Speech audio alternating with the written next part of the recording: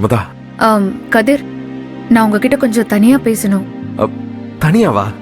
பேசலாமே. இங்க எல்லாரும் இருக்காங்க, கொஞ்சம் வெளியே தனியா. புரியுது புரியுது. அப்ப ஒண்ணு பண்ணலாம். ரைஸ் மில்க்கு போற மாதிரி போயிட்டு வழியில எங்கேயாவது நின்று பேசுவோம். நான் போய் பைக் எடுக்கிறேன், நீ வா.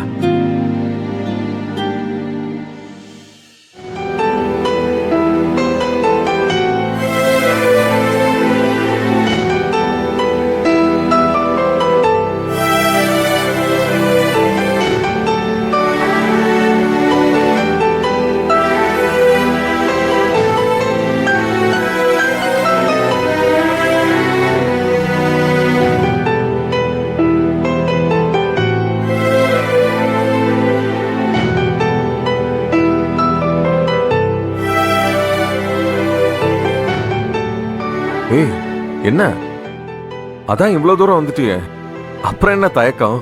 சொல்லிட வேண்டியதுன்னு. நர்மதா,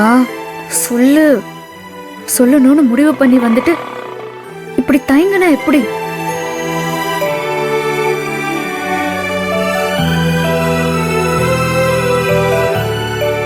கதிர், நேத்து உங்க மனசுல இருந்தது நீங்க சொல்லிட்டீங்க.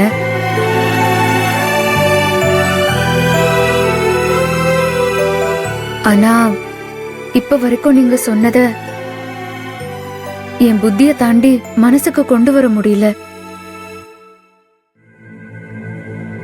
ஏன்னா எப்பவுமே எனக்கு இந்த குடும்பத்துல இருக்கிற பிரச்சனை மட்டும்தான் முதல்ல தெரியுது.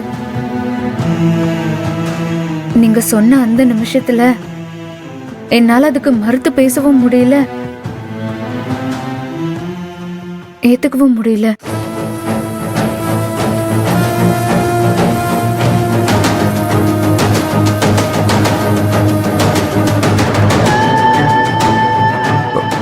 என்ன உனக்கு பிடிச்சிருக்குல்ல? சொல்லு, என்ன உனக்கு பிடிச்சிருக்குல்ல? என்ன பிடிச்சிருந்தா இந்நேரம் சொல்லிருப்ப. ஏன் இப்படி தயங்குற?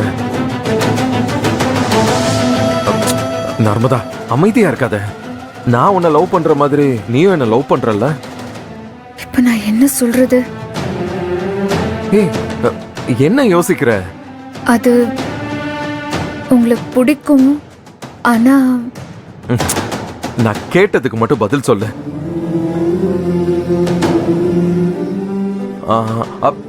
அன்னைக்கு நீ என்கிட்ட சொல்ல வந்துட்டு அம்மா பாத்துட்டாங்க தானே மாத்தி சொன்ன. அப்போ உன் மனசுல என்ன விரும்புறேன்னு தானே சொல்ல வந்த. ஷோ, தயவு செஞ்சு உண்மையை சொல்லு. நீ அதைத்தானே சொல்ல வந்த? இல்ல, அது அப்போ நான் தான் தப்பா புரிஞ்சுக்கிட்டேனா?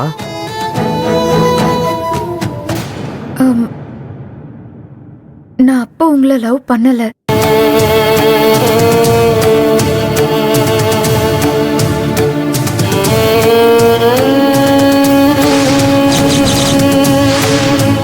நான் உன்னை மனசார விரும்புறேன்.